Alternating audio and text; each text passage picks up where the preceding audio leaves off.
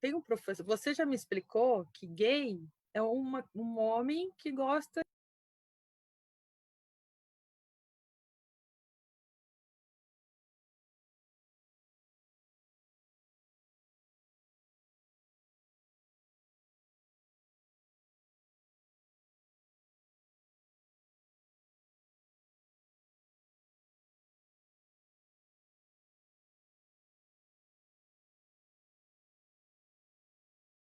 É a mesma coisa.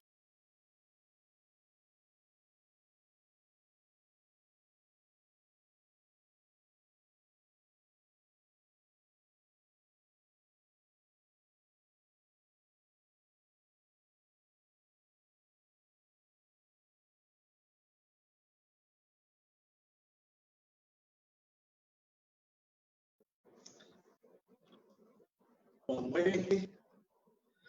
Boa noite a todos que nos assistem na nossa página do Facebook, do grupo de estudos da cidade, de estudos jurídicos da cidade de Jundiaí, região. Com transmissão também ao vivo. Sou Alex Zapati, advogado, tenho a honra hoje de introduzir os trabalhos. Estamos iniciando nesse momento, ao vivo, o nosso segundo fórum de debates, com o tema hoje, obrigação tributária durante a pandemia. De início, gostaria de fazer os agradecimentos aos nossos apoiadores, supermercados,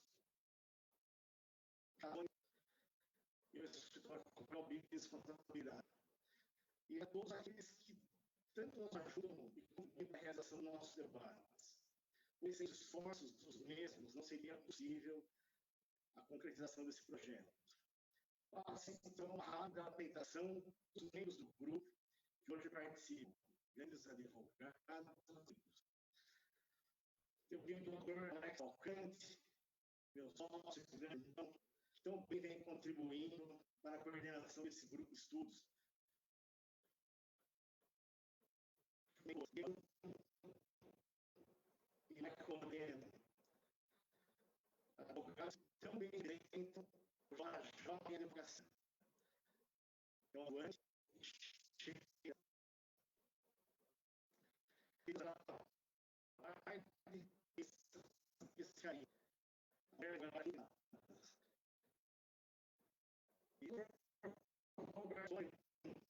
nosso setor da cidade,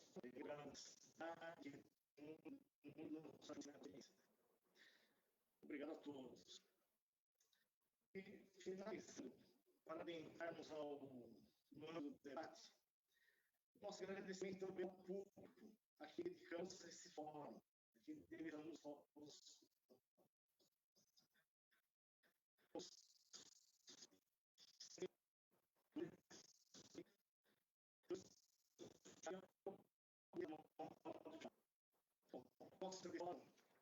é o ilustre advogado e professor Caio Martini, quem peço licença para ler seu currículo. O professor Caio possui MBA em Direito Empresarial pela GV, especialista em Direito Tributário e Processo Tributário pelo IBET, mestrando em Direito Desportivo pela PUC de São Paulo, graduando em Economia e Filosofia pela Faculdade Mackenzie, coordenador de Direito Tributário do curso da Amazon, professor de Planejamento Tributário em Marketing da FIA USP, professor da pós-graduação de Direito Tributário da Escola de Direito EPD, sócio da área tributária do escritório HG Alves Advogado, diretor jurídico da Finance Group, advogado, jurídico e parecerista, iniciativa pública e privada, autor de diversas obras jurídicas pelas editoras Saraiva, Revista dos Tribunais e Gen Jurídico. Professor de início, nosso muito obrigado por ter aceitado o convite. Nos honra muito vossa presença nesse fórum. Que boa parte dos nossos participantes aqui, das pessoas que nos assistem, foram seus alunos do curso da Massa Educacional. Obrigado, professor. Então, de passar a palavra, gostaria de dizer para que fique à vontade para discorrer sobre o tema proposto, obrigação tributária durante esse período de pandemia. Tema atual, que tanto vem impactando a vida do pequeno empresário. E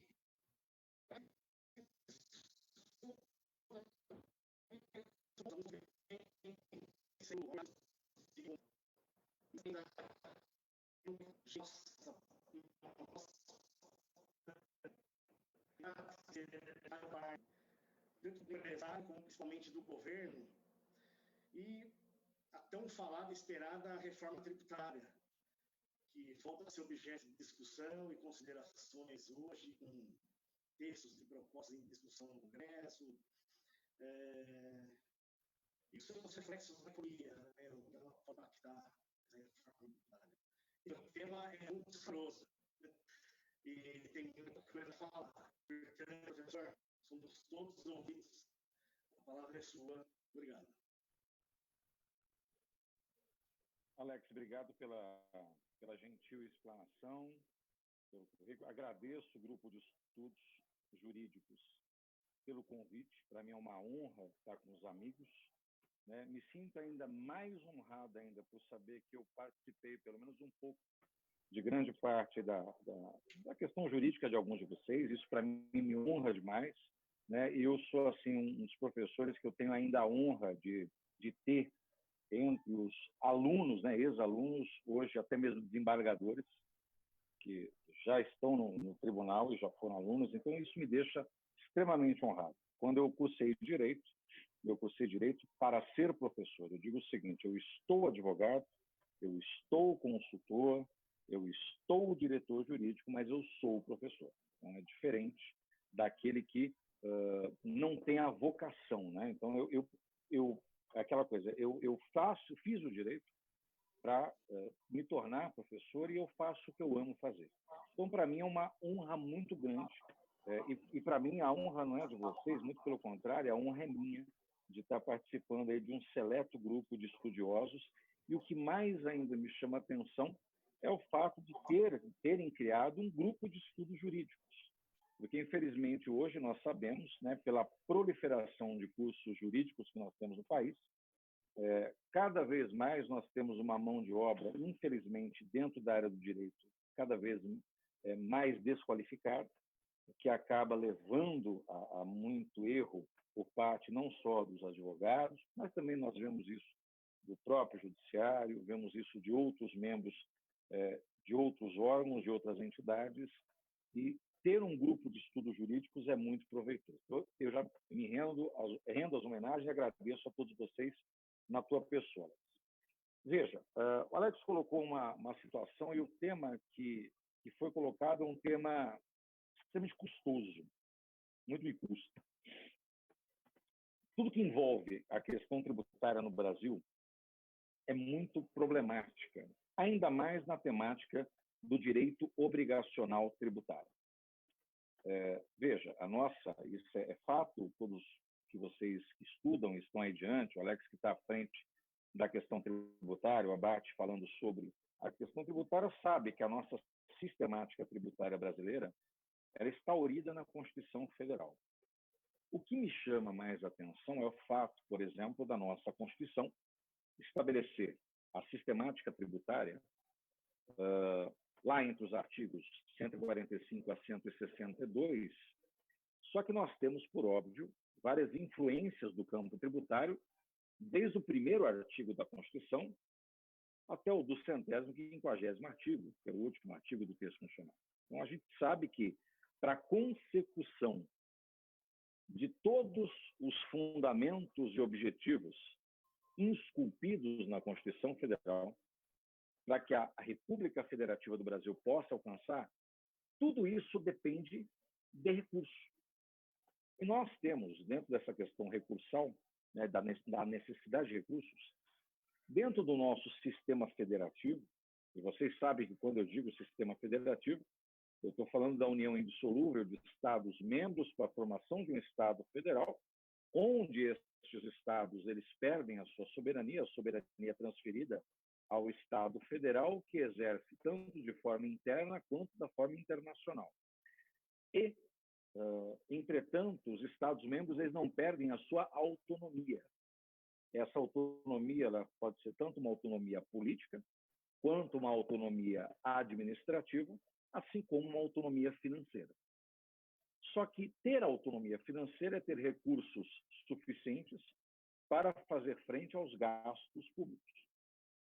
E por que, muitos me perguntam, né, por que a reforma tributária ela é tão necessária e por que se fala tanto na reforma tributária? Primeiro, o Brasil, após uma análise realizada há pouco tempo pelo Banco Mundial, isso adveio depois que a Emenda Constitucional 42, em 2003, insere no artigo 52 da Constituição, inciso 15, determinando que cabe ao Senado Federal a avaliação periódica do sistema tributário nacional e, consequentemente, da administração tributária da União, dos estados, do Distrito Federal e dos municípios. O Banco Mundial fez uma análise de 190 países e para analisar justamente as dificuldades tributárias, sendo o primeiro colocação o país que tem a maior tranquilidade na questão tributária e o 190º país, aquele que tem o pior desempenho tributário.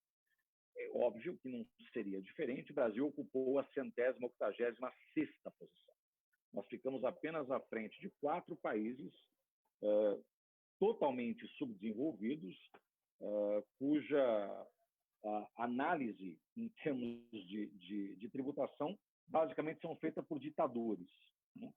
Ou seja, nós podemos afirmar categoricamente que nós temos o pior sistema tributário do mundo, simples assim. E pelo fato de termos o pior sistema tributário do mundo, é óbvio que tudo isso faz com que, tanto internamente quanto externamente, afugente investimentos.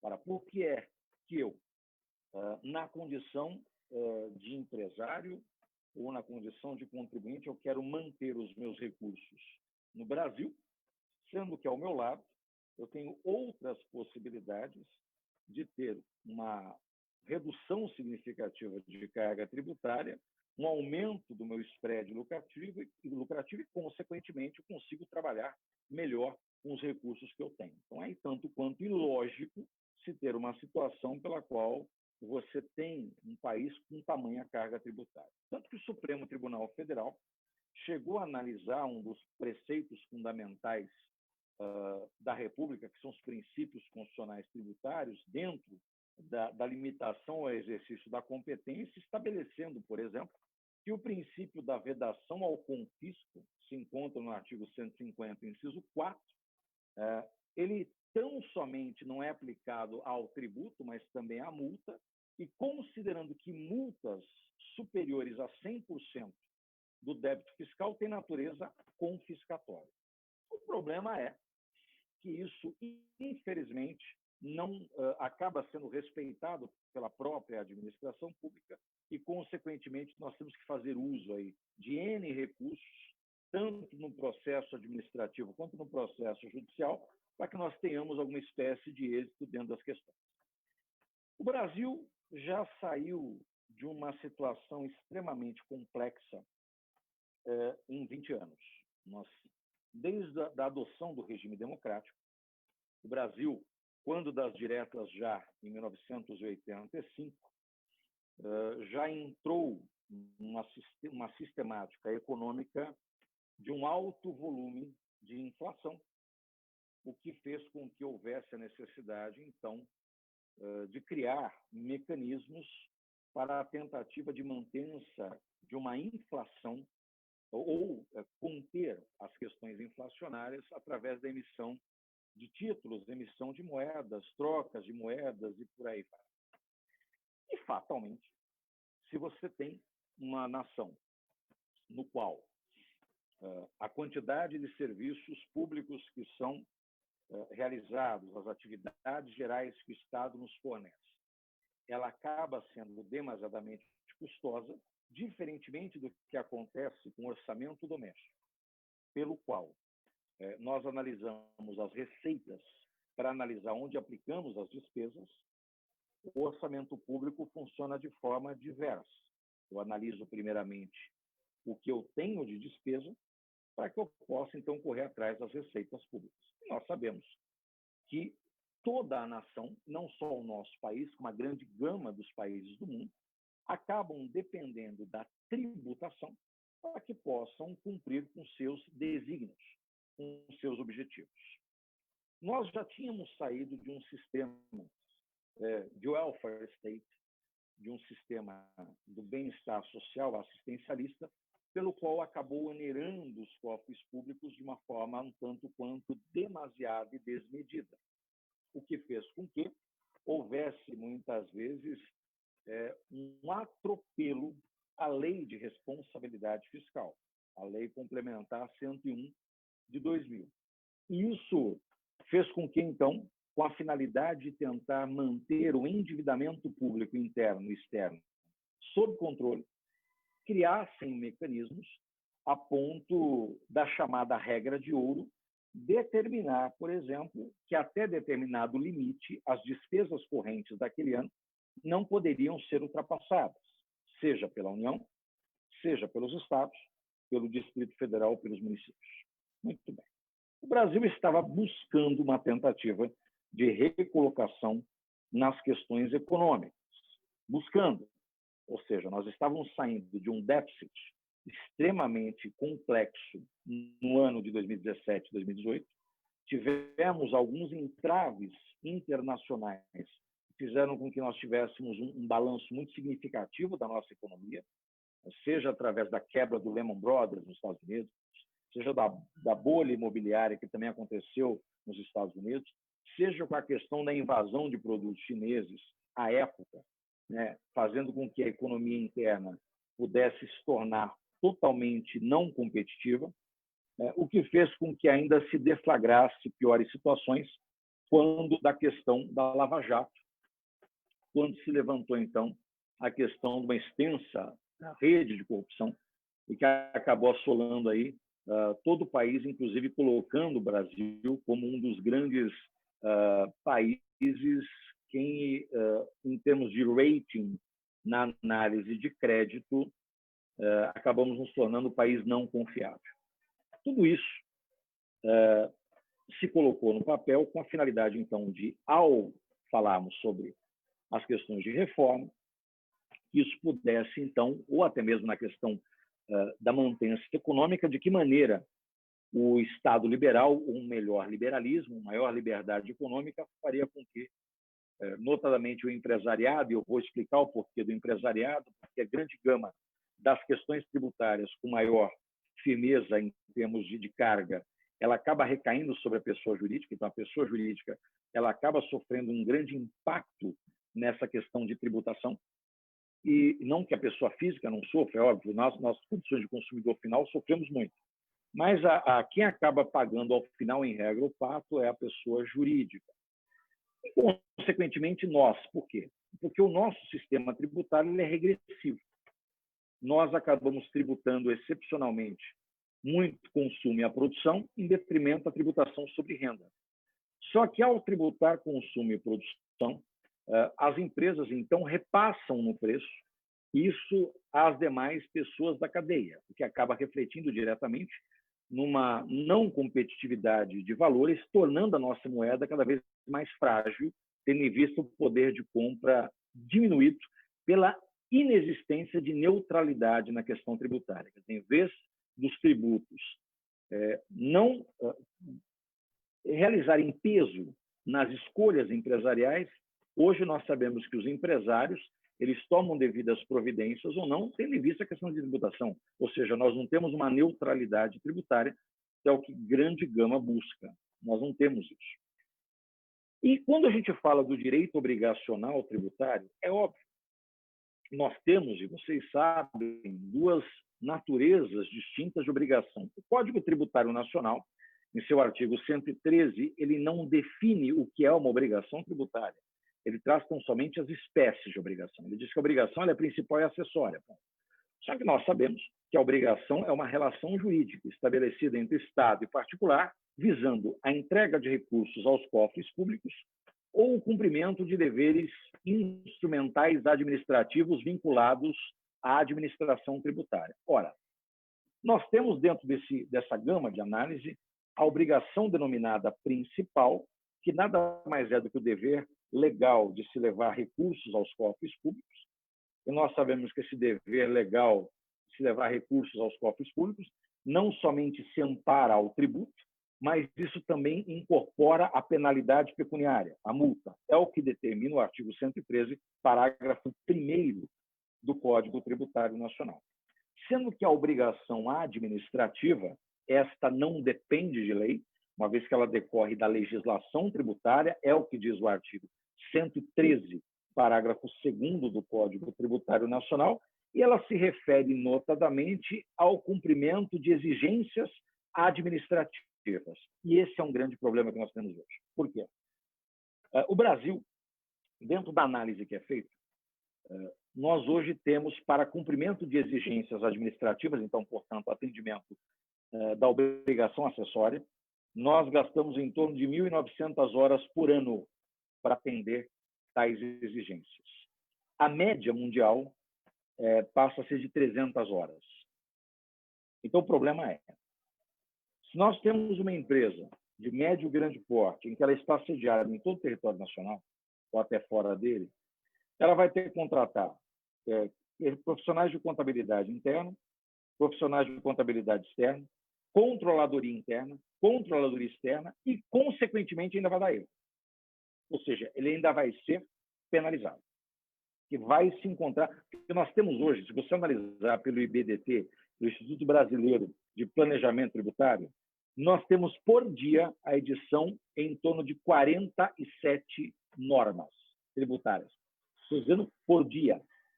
Então, é impossível qualquer empresa continuar ou conseguir cumprir com tais exigências, fiscalizando em todo o território nacional. E uma das considerações que a reforma tributária, então, faz é justamente a simplificação das obrigações administrativas. É o que vai salvar a situação? Por óbvio que não. Entretanto, simplificando o cumprimento das obrigações administrativas, isso desonera a empresa e que nós esperamos que, consequentemente, desonere o consumidor final, porque até então essa situação ela é repassada ao consumidor final de qualquer maneira. A questão pandêmica. Quando surge a pandemia, entendemos por bem que, por óbvio, se nós não temos o consumo e, consequentemente, isso afeta a produção, você acaba tendo um ciclo que acaba fazendo com que nós entrássemos ou entremos numa recessão econômica fortíssima. Hoje, por uma análise feita por analistas, o Brasil ele teve, se ele mantiver todo o esquema que foi desenhado para o seu cumprimento, para o cumprimento daquilo que ele pretende fazer para sair dessa situação pandêmica, para que ele possa retomar a economia no eixo, vai durar em torno de 10 anos. Ou seja, a pandemia fez com que nós tivéssemos um retrocesso de 10 anos nas questões econômicas.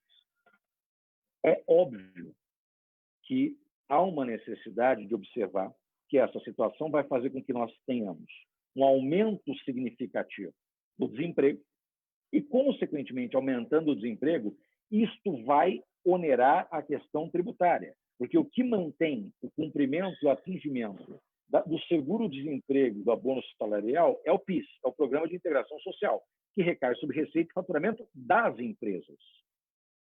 Então, consequentemente, se vocês perguntarem a mim, a reforma tributária é a última racha, ela é ótima? Não. A reforma tributária não vai dar jeito no Brasil. Primeiro que não é uma única reforma.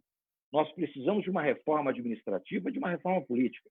Você não adianta criar reforma tributária antes de você criar um ambiente propício a isso. Nós temos um sistema federativo troncho. Não se concebe o nosso país ter 5.570 municípios.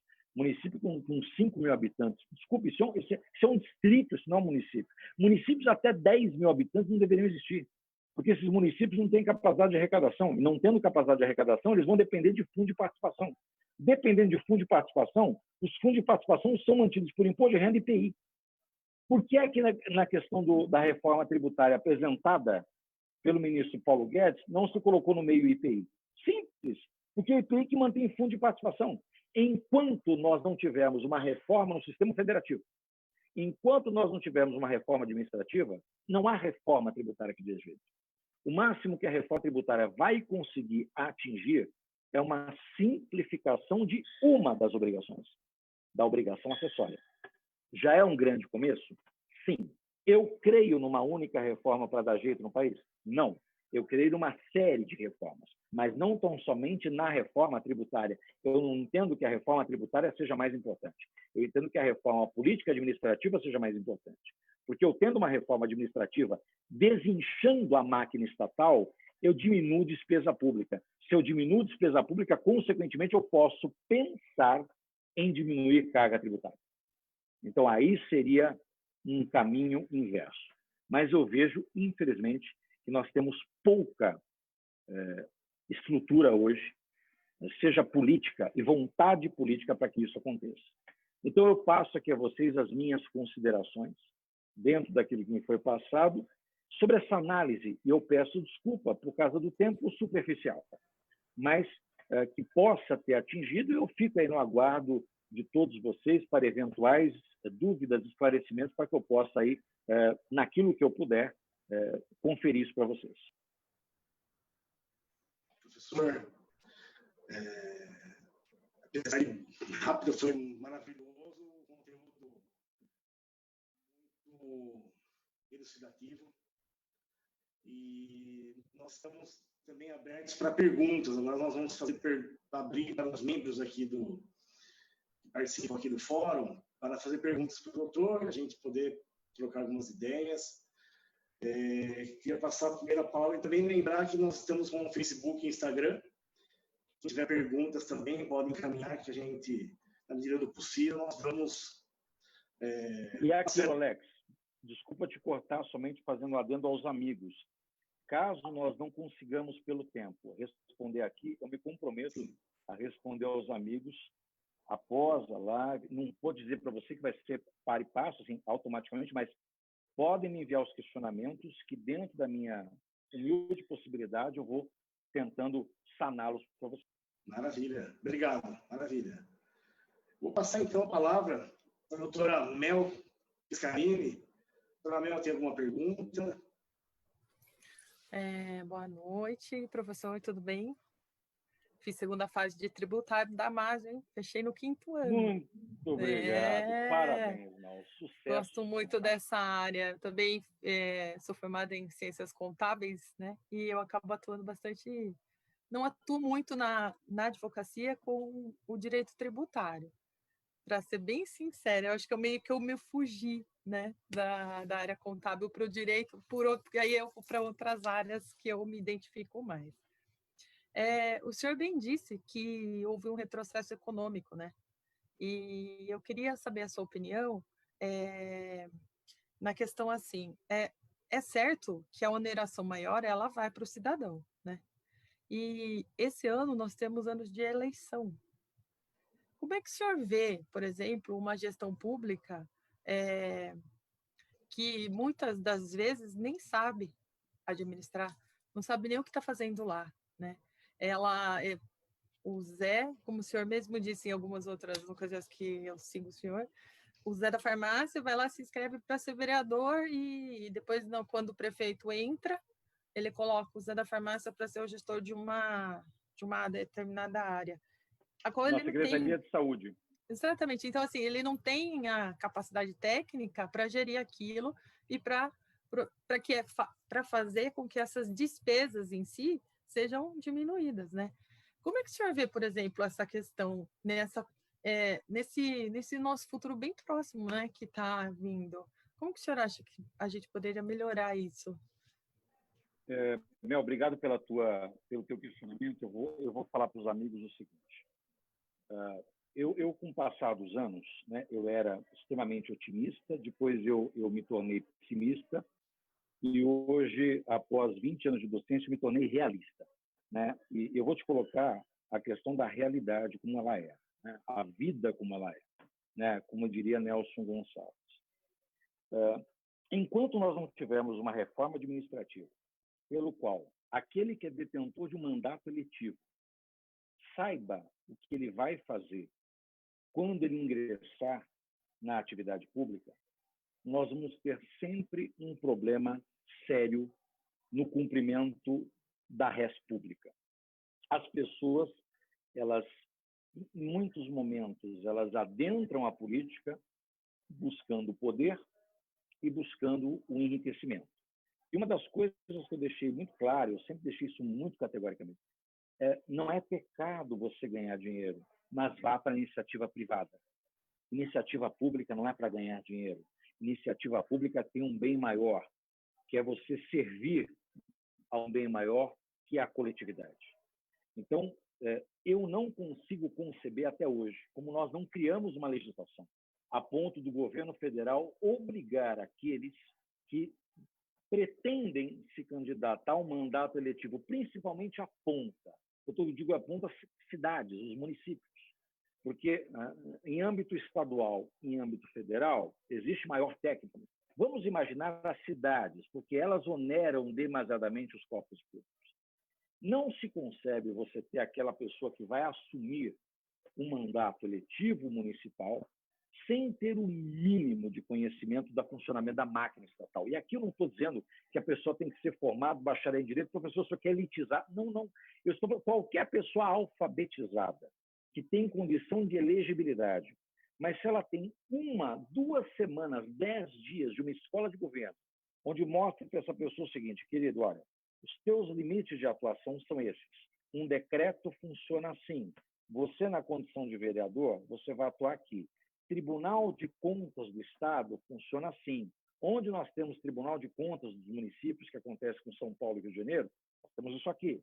Ora, você, na condição de prefeito, se você não tem o conhecimento técnico de gestão da coisa pública, é interessante que você cerque, pelo menos, de pessoas técnicas. É óbvio que a gente quer nos cercar de amigos, só que é fato. O melhor dos mundos seriam que os nossos amigos fossem técnicos. E aí nós nomearíamos técnicos amigos, é o melhor dos mundos. Mas muitas vezes isso não é possível. Muitas vezes nós precisamos deixar os amigos de lado e trabalhar numa questão de mérito. Eu não acredito e nunca acreditei na amigocracia. A amigocracia não funciona. O que funciona é a meritocracia. E quando eu digo meritocracia, eu não estou falando de classe social, estou um pouco de conhecimento. Porque muitas vezes eu conheço N pessoas que são aí doutores e pós-doutores, são péssimos em gestão. E eu conheço pessoas que têm um nível bem inferior de escolaridade, mas que são infinitamente melhores gestores. O que nós temos que saber é, não necessariamente um farmacêutico vai ser um bom secretário de saúde. Não necessariamente o advogado vai ser o melhor secretário de fazenda. Nós precisamos nomear, e aquele que assume o mandato eletivo, eu digo principalmente na ponta, que ela é a maior deficitária em tudo isso, coloque pessoas que tenham a capacidade suficiente para gerir a coisa pública sem interesse próprio. Buscar o melhor interesse para atendimento da coletividade. Até mesmo porque esse é o bem maior que se busca daquele que se coloca num cargo político. A boa política, aquela que era pregada na Grécia, aquela que era pregada em Atenas, ela tem que ser buscada no nosso íntimo. Hoje nós temos, infelizmente, 3 tipos de políticos. Nós temos aqueles que são ricos e querem poder, porque as pessoas confundem poder com riqueza. Riqueza é uma coisa, poder é outra. Tem pessoas que são extremamente ricas, mas não têm poder, e tem pessoas que têm poder e elas conseguem com poder e riqueza. São coisas distintas. Você tem aquele que é pobre, ele acha que vai entrar na política para ficar rico, e você tem o idealista. Só que hoje, a atual geração, na Câmara, no Senado, nós vemos realmente que houve um maior papel dentro dessa esfera de mudança dos idealistas. Eles estão surgindo. Mas o problema é que os idealistas não podem se fazer valer ou não podem deixar o escopo da má política preencher o seu ideal. Porque o problema é a pessoa querer fazer funcionar de forma diferente e ela, infelizmente, ser obrigada a fazer parte do sistema. Se ela não fizer parte do sistema, ela não consegue cumprir com os seus objetivos. Então, nós temos que, de uma forma ou de outra, tentar aos poucos, isso vocês que estão estudando, os advogados, tentarmos aos poucos mudar. A gente fala que a gente quer mudança e muitas vezes nós não mudamos, né? Nós queremos que as pessoas atuem com ética, mas nós somos os primeiros a serem antiéticos, né? Nós queremos que as pessoas muitas vezes ajam com probidade e em determinadas circunstâncias nós temos improbidade. Quando eu falo improbidade, muitas vezes são coisas pequenas, né? É o fato de você atingir ou de se deixar de cumprir situações e querer que os outros cumprem. E aí nós cumpram, e aí nós nos tornamos hipócritas. Então, o ideal, o melhor dos mundos é o quê? O que eu vejo, Mel, com a pergunta que você fez? Só existe uma forma de mudar tudo isso que nós estamos vivenciando. E eu só enxergo uma única possibilidade: educação. Se nós conseguirmos municiar as pessoas de conhecimento, e essas pessoas pegarem gosto pelo conhecimento e verificarem que ele vale muito a pena, eles vão ver que nós vamos começar a criar uma fagulha, e dessa fagulha nós criamos um incêndio, onde as pessoas, normalmente, elas vão chegar num ponto em que elas vão falar assim: não, se a pessoa ela não tiver o conhecimento para assumir, ela não vai assumir. Eu posso ter vários amigos para tomar vinho, vários amigos para tomar uma cerveja. Isso não significa que eles serão bons gestores, porque eles são meus amigos. Então, isso tem que ficar muito claro para aquele que pretende, agora em novembro, devido à emenda constitucional 107 e à mudança que nós tivemos em decorrência da pandemia, aquele que pretende assumir as candidaturas na vereança, aqueles que pretendem assumir a candidatura na gestão da coisa pública à frente do Executivo Municipal, que prestem atenção. Friso, eu não estou aqui criando um escopo de que somente pessoas formadas em direito possam fazer parte. Eu deixo muito, muito claro isso. Eu estou dizendo que as pessoas precisam conhecer a funcionalidade da administração pública, para justamente nós conseguirmos fazer com que haja a menor judicialização possível. Hoje, preste atenção, a pessoa ela assume um cargo público, no primeiro ano ela já está lotada de ação de improbidade, ação civil pública, tem até ação popular movida. Isso pode ser muito bem colocado de uma forma menor se a pessoa simplesmente chegar e ter conhecimentos básicos da funcionalidade da administração.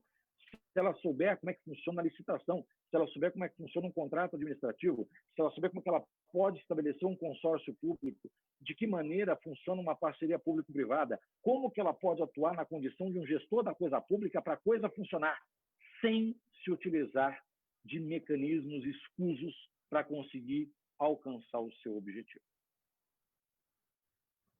Perfeito, professor. Obrigada. Muito obrigada. Obrigado, doutor. Obrigado, doutora, pela pergunta excelente. Que assim seja em novembro, né? Deus quiser. Amém. Esperemos. Passa o doutor Diego. Diego, com você.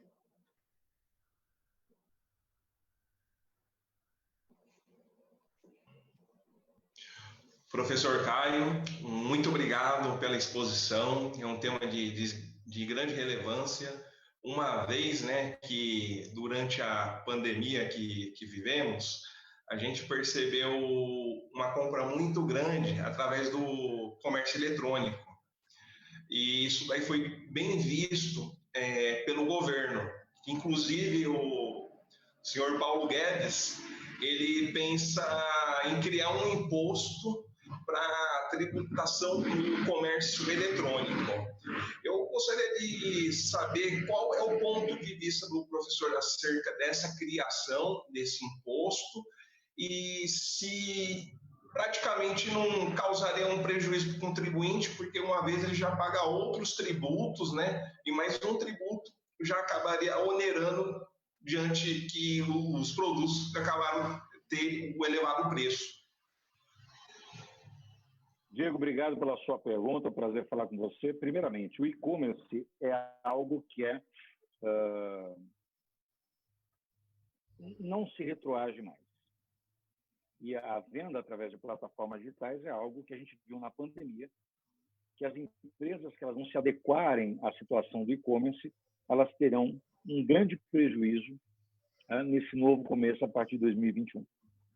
Então, fato, seja no comércio direto, seja no comércio eletrônico indireto, o grande problema justamente está, não é no fato da tributação em si, mas no repasse disso no preço para o consumidor final. Porque, novamente, essa tributação vai acabar tornando menos atrativo, e, consequentemente, mais custoso, os produtos que advêm, por exemplo, do comércio eletrônico. Então, você imagina as pessoas que compram, que adquirem dentro da Amazon, as pessoas que adquirem na Alibaba, de americanas.com, submarino.com, essas intermediárias, elas terem em cada emissão de nota, além das tributações comuns, mais uma tributação sobre essa venda, através da CBS, da Contribuição de Bens e Serviços, e isso fazendo com que haja maior oneração ao consumidor final. Eu não sou contrário, eu digo muito claro, isso à tributação. Acho que a tributação ela é necessária. O que eu sou contrário é a forma com que as pessoas se utilizam da tributação para custeio da má gestão da coisa pública. Os estados estão endividados. Aí eu pergunto a vocês todos, o Estado está endividado por culpa de quem? Do contribuinte? Não. Os municípios estão endividados por quê? Por culpa do contribuinte? Não. O contribuinte tem feito a parte. Agora, os estados querem passar, por exemplo, às expensas da União, anos e anos a fio da má gestão da coisa pública. E querem que haja, por parte também do governo federal, uma forma de passar a mão e dizer, nossa, vocês erraram, que pena. Né? Oh, que triste, agora então nós vamos apagar, vamos considerar uma anistia total e a partir de agora, aí quem assume o débito? E nós temos que pensar uma coisa, qualquer espécie de renúncia de receita, ela implica na indicação de uma outra fonte de custeio. Porque, fatalmente, se você renuncia a uma receita aqui e outra ali, isso vai onerar o orçamento. E uma das coisas que são inseridas e colocadas na Lei de Responsabilidade Fiscal, no artigo 14, notadamente, ora, você vai conceder qualquer espécie de renúncia, incentivo, subsídio, benefício fiscal, redução de base de cálculo? Tá? Primeira coisa, realize um estudo de impacto financeiro orçamentário. Essa renúncia que você vai conferir, quanto ela vai trazer de déficit no orçamento público, na LOA, na Lei Orçamentária Anual, ou no PPA, no plano no programa no plano plurianual. Saber o seguinte, o que isso vai impactar? Porque é muito fácil e nós queremos respostas, às vezes muito simples, para problemas que são complexos. Fato é, se o problema é complexo, a resposta não é simplificada. As pessoas querem, por exemplo, que a União confira N incentivos. Só que o problema, eu vou aqui me fazer valer, da Dama de Ferro, né, Margaret Thatcher, que ela colocava o seguinte, na década de 70 e 80, não existe dinheiro público. Todo o dinheiro é privado. Ele entra para os cofres públicos. Mas, assim, conforme economistas dizem, não existe almoço grátis. Alguém vai pagar a conta. Se essa conta vai chegar agora, se essa conta vai chegar depois, isso vai depender do gestor. Mas que ela vai chegar, vai. Então, nós temos que tentar equacionar aquilo que menos impacta diretamente o cidadão. Por isso que eu digo a você, Diego, e falei já para os demais, não adianta se tentar falar em diminuir carga enquanto nós não tivermos uma reforma na carne para diminuição de despesa pública. Desculpa, não comporta um judiciário gastar o que gasta perto de outras cortes do mundo. Não se concebe um legislativo gastar o que gasta perto do poder legislativo de todo mundo. Não é possível que somente nós estamos certos e o mundo esteja equivocado. Não é possível que só o Brasil consegue ter a certeza, enquanto, lógico, eu vou fazer aqui não um comparativo em termos de valores, mas sim de atitude. Enquanto na Suécia, o próprio parlamentar ele tem uma kitnet que ele trabalha, que ele tem direito, e ele não tem direito a empregado, a motorista, nada. Ele tem que lavar sua própria roupa. Se ele quiser contratar alguém, ele que contrate faxineira, ele que faz. Quer dizer, por que nós não pegamos determinados bons exemplos e tentamos implementar na forma que está sendo implementada? Pergunto a vocês, quantos partidos políticos abriram mão do fundo partidário? 2. Quantos partidos políticos e quantos parlamentares abriram mão das enormes verbas de gabinete? Quer dizer, enquanto isso se mantiver desse jeito, não há reforma tributária que dê jeito, porque a despesa ela só aumenta. Se a despesa só aumenta, eu preciso tirar dinheiro de algum lugar. Eu vou tirar dinheiro de onde? De mim e de vocês. Perfeito, professor Caio. Muito obrigado pela explanação. Eu devolvo a palavra para o Alex Abate. Obrigado, Diego. Obrigado pela participação. Professor, novamente, obrigado pela resposta. Agora passo a palavra ao Dr. Alex Cavalcante. E depois a doutora Sheila.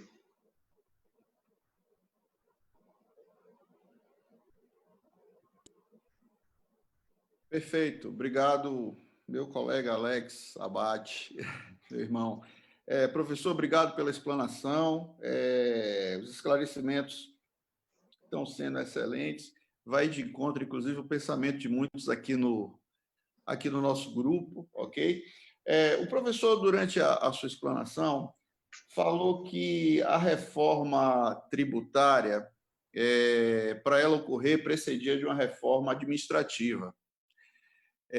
Se a gente for pegar essa premissa aí do professor, será que a gente pode concluir que hoje o que se arrecada é só para manter o tamanho do Estado? Sim. Eu posso afirmar para você categoricamente que sim. Eu vou te dar um exemplo típico disso, Alex, que você me perguntou. Por exemplo, vamos pegar, dentro da máquina estatal, uma figura chamada agência reguladora. Tudo bem?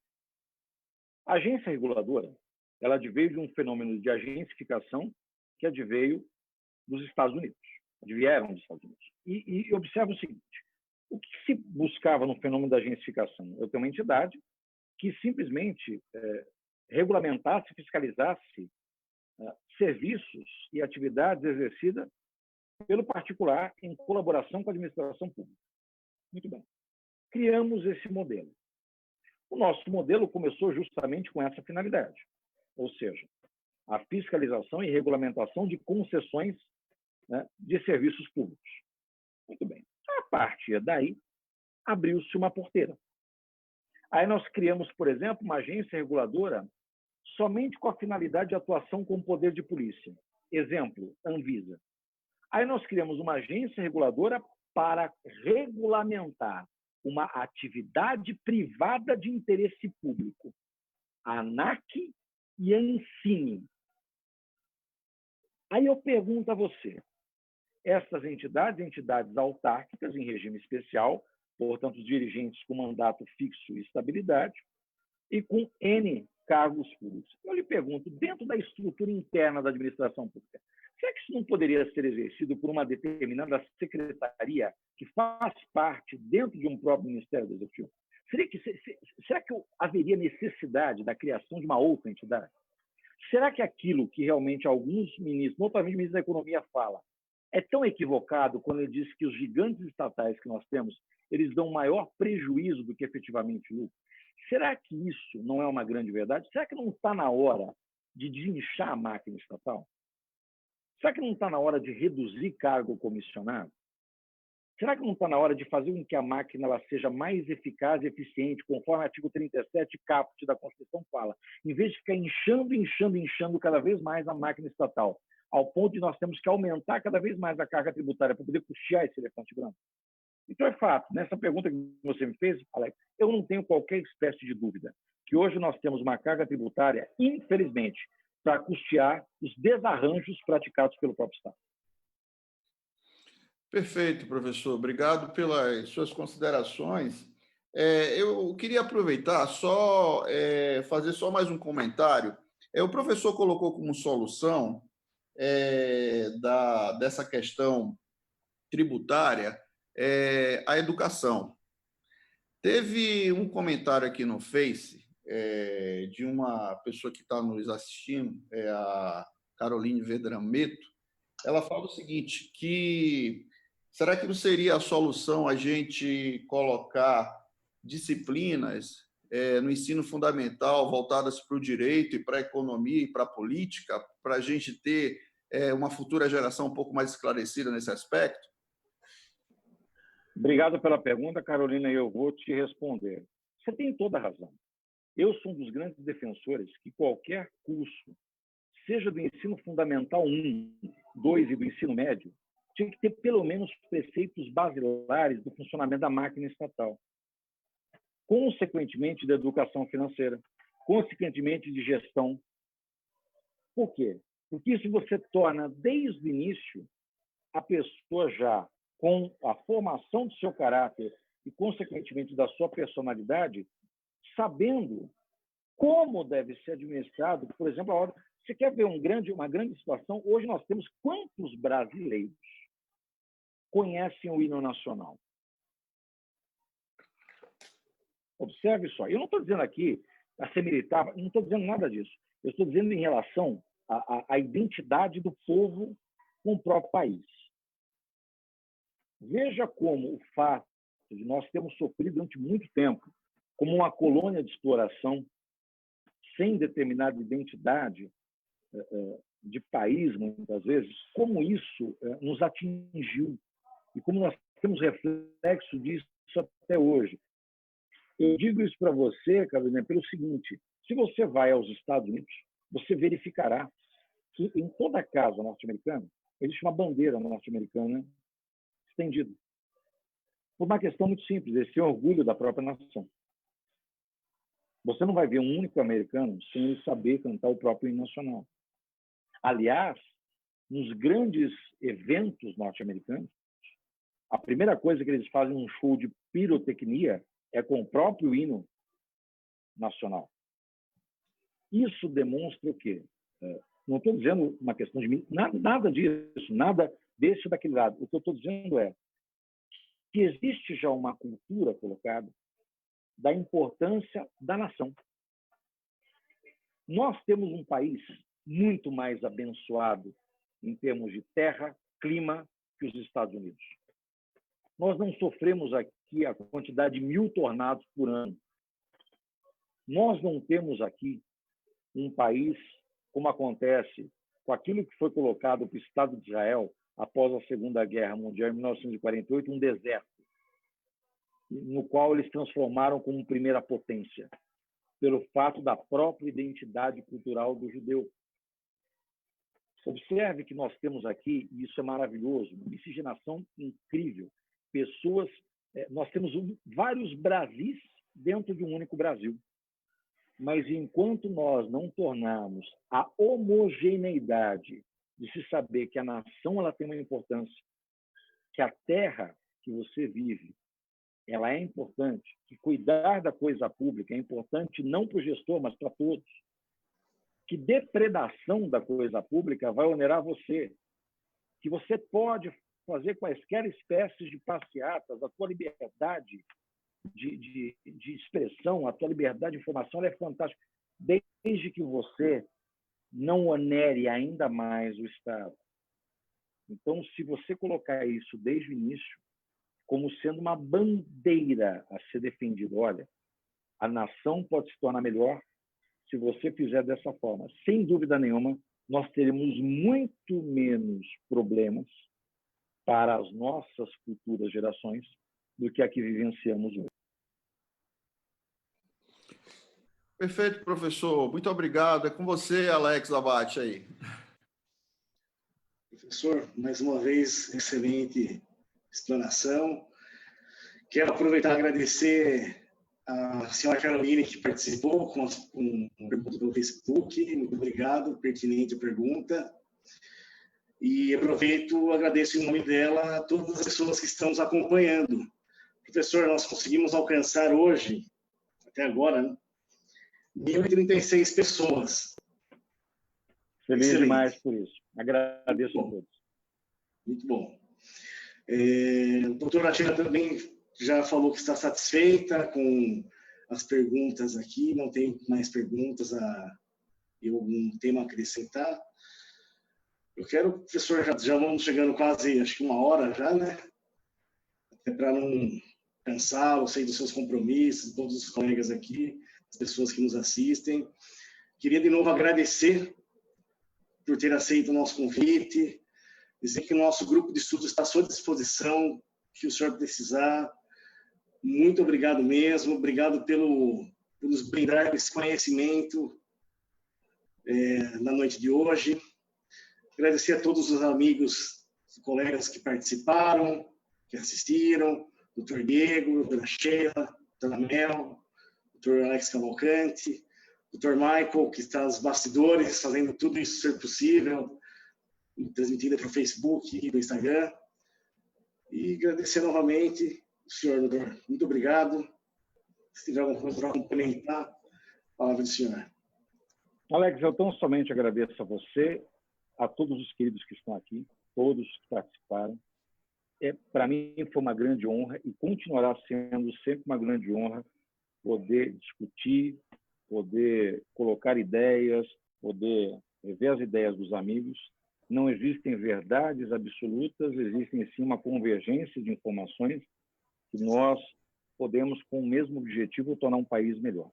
Eu me coloco à disposição de todos nas redes sociais, no Instagram, Facebook, Twitter, né, @Prof. Caio Bartini no Instagram, @Caio Bartini no Twitter, né, Caio Bartini também no Facebook. O que precisarem de mim, e eu eventualmente puder colaborar, eu me sentirei sempre honrado.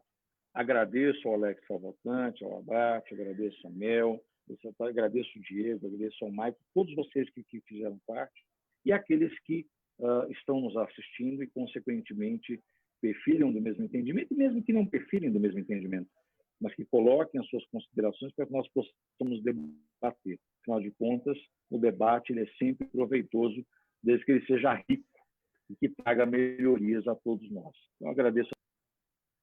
Muito obrigado. Então, vamos encerrando aqui o segundo Fórum de Debates do nosso grupo de estudos jurídicos da cidade de Jundiaí e região. Pessoal, uma boa noite a todos. Que Deus acompanhe. Obrigado, boa noite a todos. Obrigado.